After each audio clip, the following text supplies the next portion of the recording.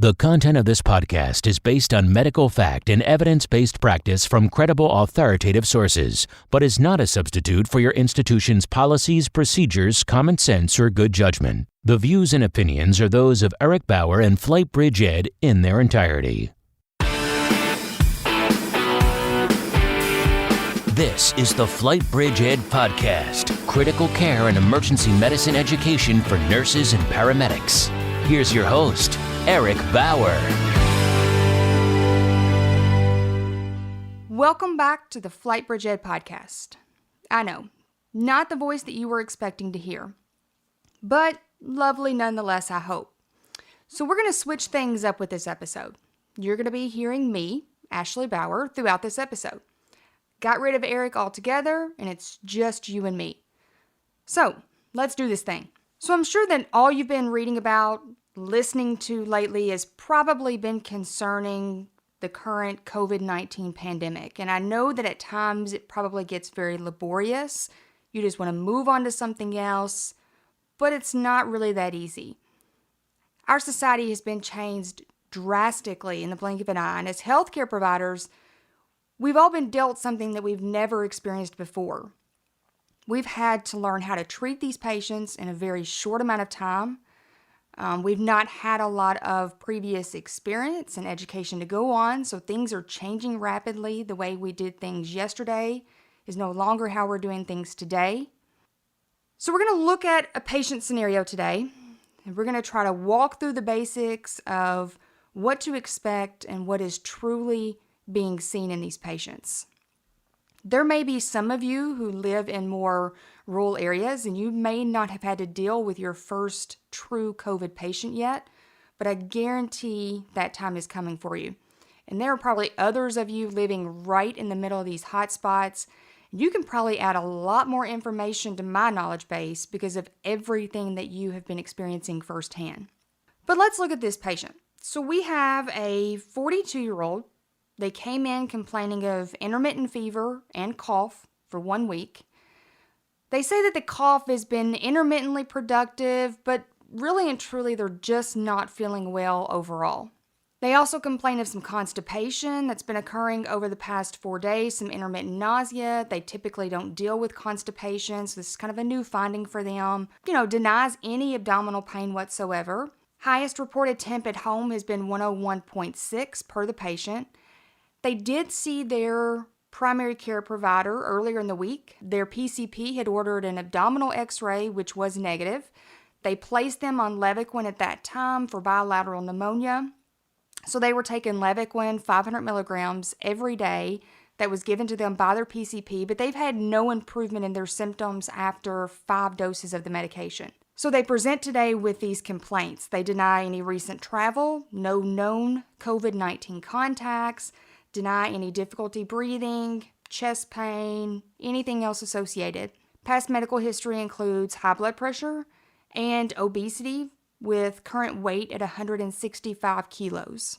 Home medications include atenolol, 100 milligrams every day, and losartan/HCTZ 100/12.5 daily. They have not taken their meds today. So upon arrival, temp is 99.7, so mildly febrile, nothing real significant. Blood pressure at 100/60, which does get you to thinking, especially that they admit, with a known history of hypertension and they have not taken their blood pressure meds today. That's kind of a lower BP probably for this patient. Heart rate 94, O2 saturation room air 94%, and respiratory rate at 18 and unlabored. So you go to physically examine the patient and you notice that you have an obese Caucasian patient lying on the stretcher, head of bed elevated, no obvious distress is noted. Breath sounds tend to be decreased bilaterally, but overall really no adventitious breath sounds upon auscultation. You do note that the patient appears to be a little bit tachypnic with you making conversation with them, but really overall, there's no obvious significant distress that's noted in them. Their abdomen is soft, round, of course, non-tender, bowel sounds are present. Really and truly, all other physical exam findings are within normal limits. There's nothing truly alarming that kind of presents itself at this point. So let's kind of go off to the side here and let's talk about a typical presentation. And I say typical very loosely because not everybody is typical when it comes to this virus. But for this podcast, let's just say typical presentation. I think for me, prior to truly seeing COVID patients, like true COVID patients, I had read all this information, as I'm sure everybody else did, on what I should expect and what I'm going to see. But that's not the way that these patients are presenting, or truly haven't been with me. Patients are not presenting as this traditional patient as all this information stated that they would. Most information does still say that, cough and fever are probably the two most common presenting symptoms in patients.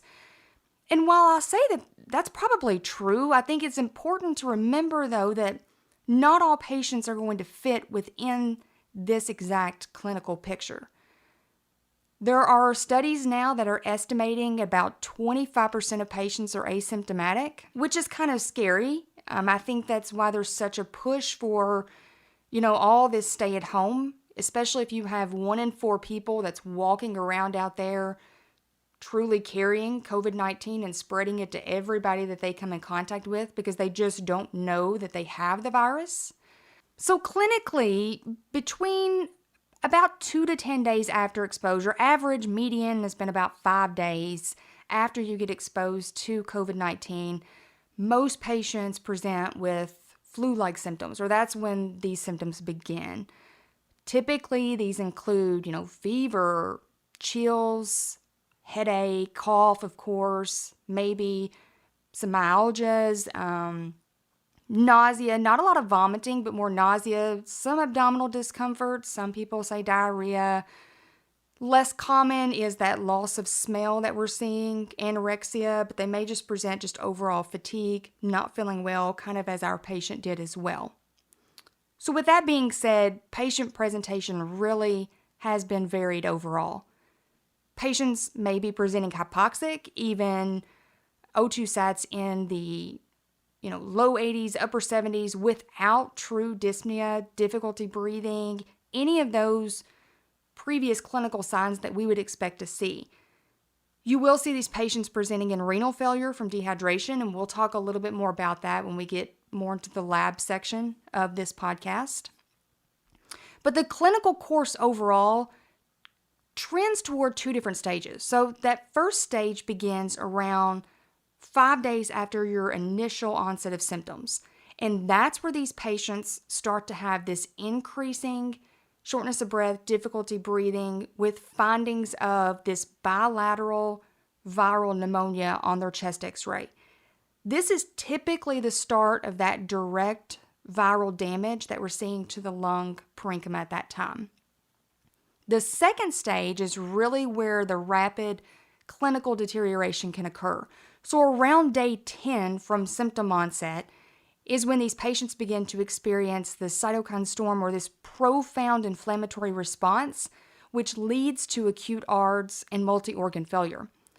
This usually occurs within a matter of hours, and this is where providers are noting that their patients are stable and they can literally watch them deteriorate to the point of death right in front of them. Like, they can see this massive decline just all of a sudden. And that's what I think is really scary about the virus altogether. Now, statistics are saying that around 80% of our patients are presenting with mild symptoms only, and that's really all that they experience. 15% of these patients are the more severe symptoms, which is typically what you're seeing being hospitalized and dealing with within the hospital. And then 5% is more of that really critical stage. There are a lot of patients, we just talked about 25% of patients are truly asymptomatic. So there are a lot of patients that have been found to have COVID-19 after discovering, maybe bilateral interstitial pneumonia on x-rays for some other reason. So maybe this patient came into the ER for a shoulder issue and they had a shoulder x-ray, and on that x-ray, it noted bilateral interstitial pneumonia. prompting this patient to be tested, which turned out to be COVID-19, and this patient had no symptoms whatsoever. They were there for a totally different reason. There's been cases where, patients have come in maybe requiring an abdominal CT, or maybe it's a polytrauma patient who is requiring multiple CTs. And on those CTs, they're found to have this same characteristic, bilateral interstitial involvement that we're seeing associated with COVID-19. And so again, they're truly asymptomatic, but they end up leaving with a diagnosis of COVID-19 as well because of these random diagnostic findings. We are seeing that, initial reports from China do estimate approximately 15% of their patients had cardiac involvement. There are several COVID patients that are presenting with cardiac involvement upon initial presentation. Most often, this is demonstrated with an elevated troponin. There's still a lot of limited data for exact mechanism, but there are some thoughts that maybe this is could be direct toxicity through that viral invasion into the myocytes within the heart. So you're looking at kind of like a myocarditis type situation. This may be true ACS as well as just a demand ischemia problem that's elevating the troponin in these patients. Could also be associated with just a simple stress cardiomyopathy. And I say simple as in not truly simple in nature, but there may be nothing else associated with it that would cause that. There are cases where there's thoughts that maybe this is, myocardial suppression due to that profound inflammatory response, cytokine storm that these patients experience. And I know we're getting a little bit kind of off subject here on patient presentation, but I do think it's important to discuss these things because you may have patients presenting with true cardiac involvement that may end up being COVID, or they may be known COVID and are now experiencing cardiac involvement secondary to that. It really depends on the hospital, the facility that you're transporting to, but cath labs can and do still accept COVID-19 patients even on the ventilator. That's not to say all will and all do. There's a lot of resource constraints. There's a lot of other factors that go into that, whether these cardiologists are truly taking these patients straight to the cath lab or not. That's going to depend on a lot of other findings, trending of levels, things like that go along with those decisions, things that we're not going to dive into in this podcast. But just know that there are a lot of facilities, because of resource constraints, maybe inadequacy of door-to-balloon time, that some true STEMIs are getting lytic medications in the ED, and they may be deferring, PCI to maybe true rescue PCI at 60 minutes only if those lytic medications fail. So it's not completely surprising if you come across this. Again, there's a lot of other factors that go into that. I'm not saying that's true for every single facility. But just know that if you do encounter that, that's not always uncommon right now during these times. There's a lot of things that go into those thoughts. And again, that would be deferred to cardiology consult at that time. That would be completely up to them at that point. So let's go back to our patient presentation. So let's look at some of their labs. They had a respiratory PCR panel, which was negative. Their CBC reveals a leukocytosis, so a decreased white blood cell count at 3.0.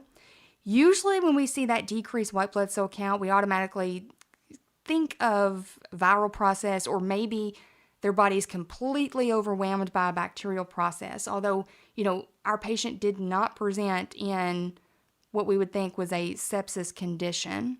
Their H&H, a little bit low at 12.8 and 36.6. Again, we don't really have much of a history on this patient. This may be a normal finding for them, but really not anything alarming, nothing that we would chase or go after at this point. Their percentage of neutrophils was elevated at 72.6. Normal for this lab was 43 to 65. Their lymphocytes were decreased at 16.1%. Again, normal for this lab was 20 to 45%. Their absolute neutrophils were within normal limits, but their absolute lymphocytes were decreased at 0.6. And again, just to kind of give you a reference, a norm for those would be 1.3 to 2.9.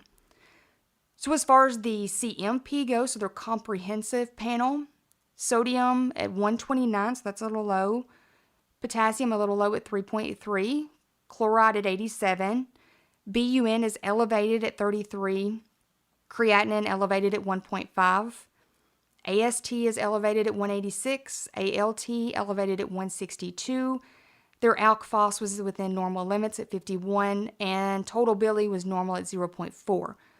Lipase was normal, amylase was normal, procalcitonin was negative, their LDH, which is the lactate dehydrogenase, was elevated at 625.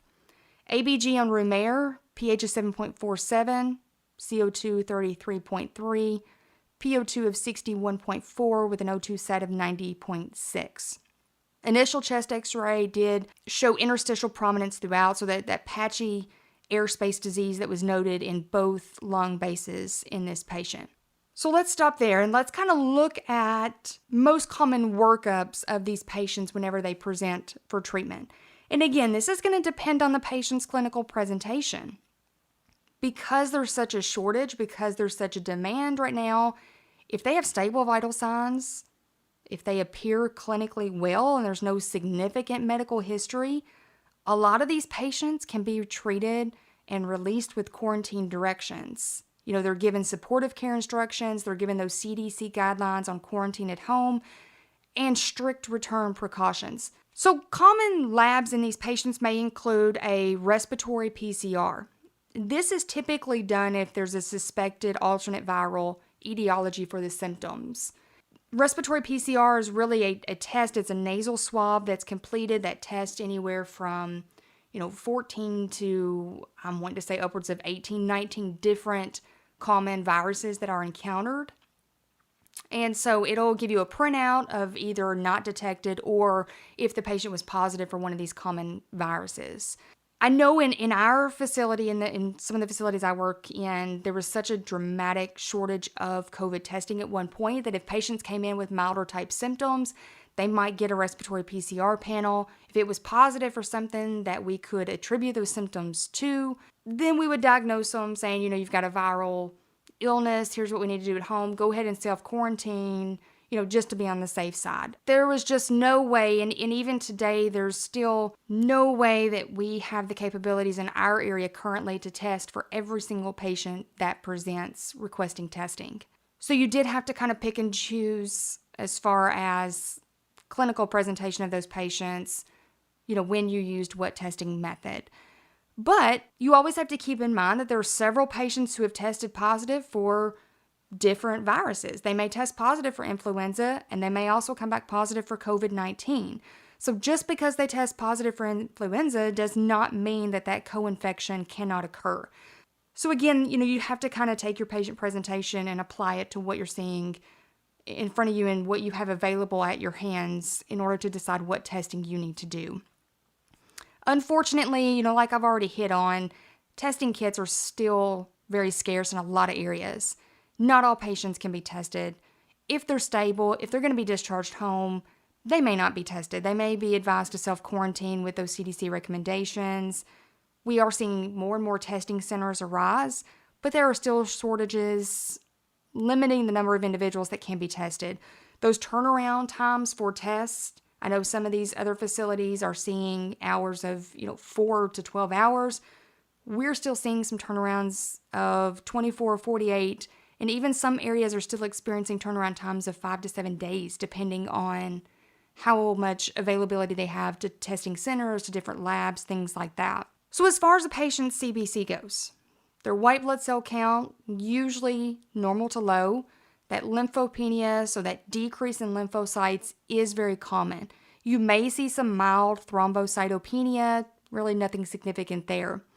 As far as their CMP goes, so their comprehensive panel, their liver function tests are commonly elevated. So that's that elevation in AST and ALT that we saw in our patient. You're also seeing a lot of elevations in the BUN creatinine associated with an acute kidney injury, so that renal failure from dehydration that we hit on earlier in the podcast. That's becoming very common in these patients, especially the more ill that these patients are. Typically, their coagulation studies, so their PT, INR, PTT, those are usually normal. D-dimers in these patients are commonly elevated. But you have to be very, very careful with the D-dimer. We're not automatically doing CTAs of the chest with elevated D-dimer and hypoxia as you would typically see in these patients to rule out a PE, right? A lot of these patients who are receiving IV contrast end up in further renal failure, and they're actually seen on the vent sooner. So you really have to be careful. If you still have a really high suspicion, things like that, that's going to be up to the provider. You're probably going to have nephrology consult at that point. But just know that just because they have an elevated D-dimer, they're not automatically going for CTAs of the chest. Procalcitonin's usually not increased with COVID-19. If they are elevated, that's usually seen at a later clinical course or a clinically progressing patient, or it may indicate that you have an alternate diagnosis present, maybe a superimposed infection within that patient. CRP, which is a C-reactive protein, it's an inflammatory marker, also elevated in these patients, and that tends to trend upward with progression of the disease as well. The LDH, which is that lactate dehydrogenase that we talked about earlier, commonly elevated in these patients. And then the true COVID PCR, which is the test that's truly for COVID.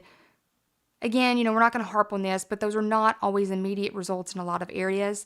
There are some false negative findings in up to, 10% of cases right now.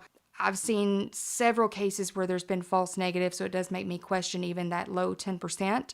But that's what statistics are saying as of right now. As far as diagnostic imaging goes in these patients, chest x-rays are going to show that patchy ground glass opacities. Typically, these are bilateral, predominantly peripherally. Hypoxia does not always correlate with these chest x-ray findings. The weird thing is that these patients' lungs typically do not sound bad. When you see the chest x-ray findings, maybe they present with hypoxia, you would expect to hear a lot of adventitious breath sounds in these patients, and they're just not presenting that way. A lot of patients are pretty clear to auscultation, which is surprising, after you see their chest x-rays. If it's pretty early in the disease course, a lot of these patients can present with chest x-rays that are clear, and those patients may quickly progress over days to that patchy ground glass opacity appearance that we're seeing bilaterally.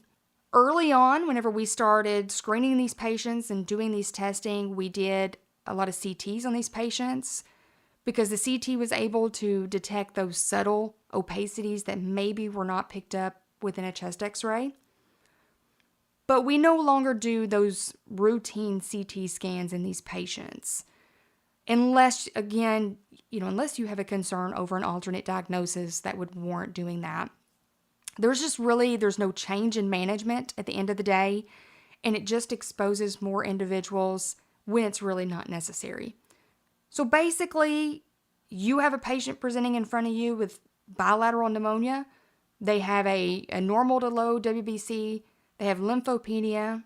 They have a normal procalcitonin, elevations in the CRP, ferritin, which we didn't really discuss, but that's typically elevated in these patients. Elevations in LDH. That patient has COVID-19, and you really do not need a swab to tell you such. That's a pretty classic presentation for these patients. Elevations in AST, ALT as well. You test these patients, they're going to come back positive for COVID-19. So really and truly, we don't need to do a whole lot of other testing to confirm something that we can already see in our patient. So let's talk a little bit about treatment. Treatment is very vast in these patients. There's a lot of different things that come together depending on how your patient is presenting, how they deteriorate clinically, but treatment is mainly supportive in nature. The one key thing to remember, these patients tend to be very sensitive to fluid overload. So fluids should be used very judiciously as it hastens their respiratory decompensation overall. Most providers that you see are keeping patients in the net negative, even with tachycardia and acute kidney injury or renal failure that you're seeing. Net negative being you want them urinating or putting out more than they're taking in.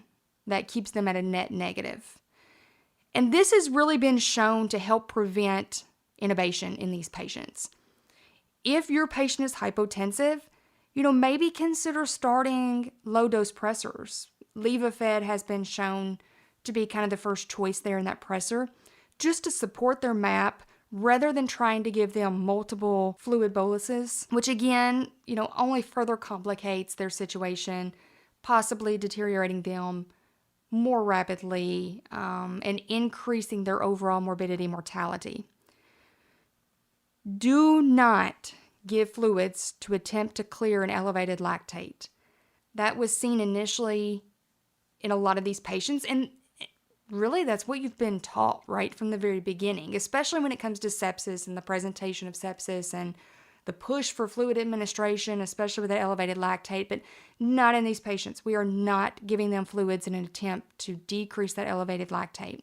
As far as ventilated patients, proning of those ventilated patients has really shown a lot of benefits with oxygenation. Even self-proning of patients who may be on a nasal cannula has been shown to help them with their oxygenation efforts overall. Vent settings, typically similar to ARDS, lower volume, permissive hypercapnia, maybe some higher levels of PEEP. That's going to depend on what your protocol is, what you have to follow. There were initial studies out there showing really high levels of PEEP, upwards in the 20, 25. But then the newer studies are showing, they may need higher levels of PEEP, 10, 12, 15, but we're not going drastic with these patients. So again, that you do have to follow whatever protocol you have. I'm sure with further research, further studies, that's probably going to change even further. But do know that you're probably going to be required to increase that PEEP just a little bit on these patients. Do not use nebulizer treatments. If it's necessary, use an MDI, so a metered dose inhaler in these patients. And that's really only needed if you have wheezing in these patients, which typically does not occur very often when you see true COVID patients. If nebulizer treatments are necessary, that patient has to be in a negative pressure room, and I cannot stress that enough. The aerolization that occurs with giving neb treatments is significant, and so those patients need to be in a negative pressure room. And if possible, really, if that patient has the ability to start and stop the treatment after everybody has left the room, that's the most beneficial thing that can happen if that's possible. The use of steroids really still mixed at this time. There's situations where they're being used in really severe cases, but they are not being used for the typical COVID case. There's just no research, no reports to back the use of steroids at this time. Again, treatment is changing constantly. It can also be very complex, multiple specialties involved. This is again going to depend on your patient's presentation, on the amount of deterioration, or the systems that's involved with that. But really and truly, a few key takeaways is do not give fluids to these patients. Vent settings on these patients, those are going to be your biggest things as far as initially in these individuals.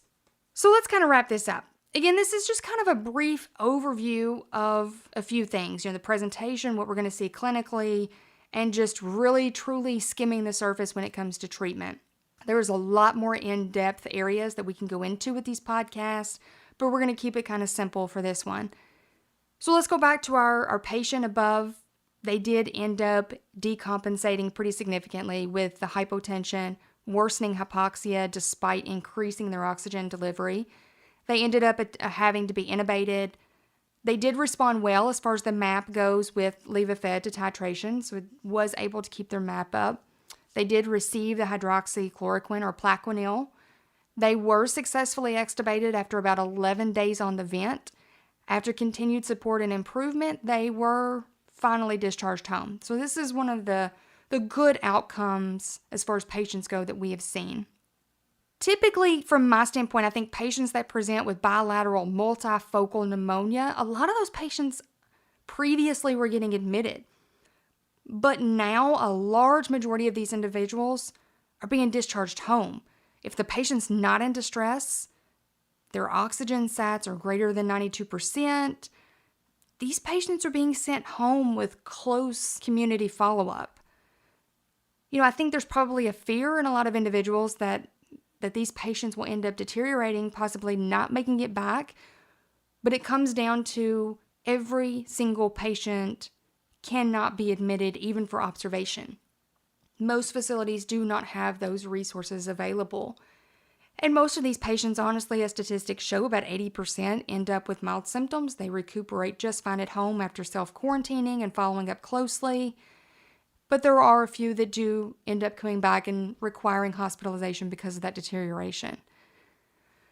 I think the one thing to remember is that these individuals will decompensate very quickly on you. So always stay vigilant, monitor closely for any changes in your patient's condition. So again, as noted, these guidelines, best practices, they're being updated continuously as further reports are coming in.